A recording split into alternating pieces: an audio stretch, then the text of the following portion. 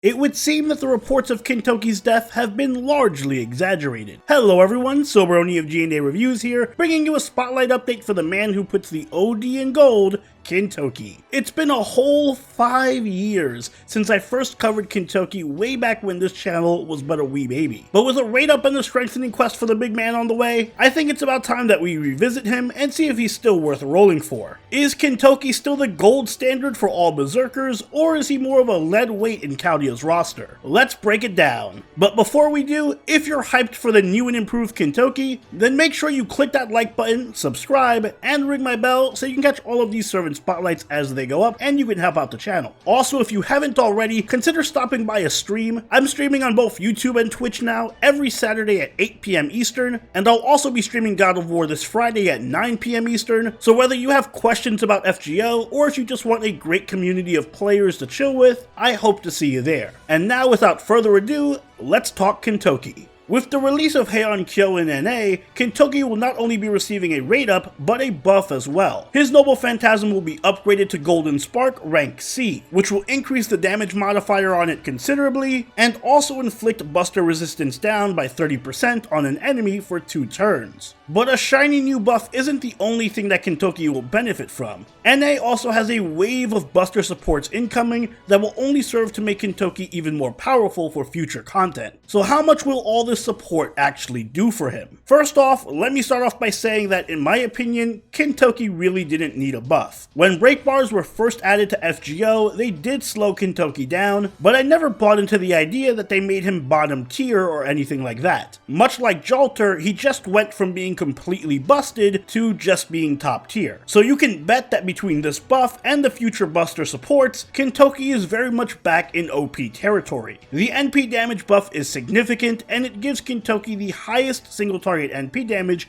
of any berserker in the game. And as a berserker, Kintoki will of course have class advantage against most enemies, which gives him way more flexibility in the types of enemies that he can face compared to most other servants. The added effect of Buster resist down shouldn't be overlooked either. It only activates after damage unfortunately, but it does give Kintoki a monstrously strong Buster Brave Chain and a nice insurance policy. If somehow an enemy manages to live through 1 NP, Kintoki will then be able to follow up with a second Noble Phantasm without much of a loss in damage, which allows him to slice through multiple HP bars pretty consistently. Or if a boss has low HP on their first bar and then higher HP on their second, you can save Kintoki's attack buff for his second Noble Phantasm to benefit from that debuff on the enemy and do boatloads of damage. This one change gives Kintoki surprising flexibility in how he can deal his damage. He can front load all of it, spread it thin across multiple break bars, or back end his damage on an enemy's second or third break bar. So a small change, but a very powerful one. And of course, Kintoki still has a huge 50% NP battery, which helps him with getting off multiple NPs easier than ever, especially with the addition of append skills like mana loading. Even with the low NP gain typical of Buster Berserkers, having so much NP charge in his kit allows Kintoki to synergize with supports like Vich and Oberon very well, getting 2 or even 3 NPs off easily even with free-to-play CEs. Kintoki is not only the most powerful single target DPS in terms of raw damage numbers, but also possibly the most consistent. He's a Zerker, so he can be used against almost any enemy aside from foreigners and still maintain high levels of damage. And because he doesn't have any damage hidden behind special modifiers or conditions, you'll almost always have full access to all of his damage in any given situation. Sure, MHX Ultra or even Hijikata may be able to outdamage him under ideal circumstances, but Kintoki's appeal is in his simplicity. He doesn't require anywhere near as much setup as they do. And finally, Kintoki also manages to have something that even Jalter doesn't: challenge quest utility. It isn't much, but defense pierce on his NP can be clutch for a lot of boss battles, and he has near complete immunity to offensive debuffs from his third skill, so his damage can never really be slowed down. It's hard to find find a weakness on Kintoki since he pretty much does exactly what a berserker is supposed to do, come in and wreak havoc like an unstoppable force of nature. And to that extent, Kintoki does the job better than any other servant. However, if I did want to nitpick, his lack of an invincibility pierce can be annoying since many late game bosses do have some form of evasion or invincibility, and of course, as a berserker, he is prone to dying quickly with no survival skills outside of just a small heal. But if you can kill anything in 2 to 3 turns, who needs defense? Naturally, the best supports for Kintoki are servants who can charge his NP gauge and also provide him with buster buffs and NP buffs. Vich and Oberon are excellent for this, and they can skyrocket his damage beyond what most other servants can even dream of. But if you do find yourself using Kintoki for longer fights, then Rhaenys and Summer Wu can be excellent as well. Rhaenys is built for keeping berserkers alive longer, while Wu's buffs can give Kintoki good sustained damage throughout a fight. For CEs, anything that buffs buster cards or NP damage is the go-to. Black Grail, Limited Zero, Aerial Drive, or even Beautiful Dreamer can be excellent for setting up Kintoki's NP. I also recommend Phantasmal Princess when it releases in NA. It's perfect for single target Zerkers since it's basically a berserker specific Black Grail without the drawback. As for command codes, they aren't too important for Kintoki, but anything that can buff his Noble Phantasm, like the recently released Destructive Star, can be useful on him for that bit of extra damage. Overall, Kintoki remains the standard for what a berserker should be. His ungodly high damage output is nearly unmatched by most other servants, and now that he has an extra little bit of flexibility in how he can dish out that damage, and a healthy lineup of buster supports who can enable him to loop, he is back to being unstoppable. So Kintoki gets an S from me. In my opinion, he is the most consistent and powerful single target DPS in all of FGO. He can carry you through all phases of the game, completely dominate challenge quests, and he's set up to be even more potent in the future. He's also a day 1 servant, so it's very easy to level and ascend him for all you new players out there. But best of all, he's getting a badass new outfit. Oh yeah, now that's what I call golden.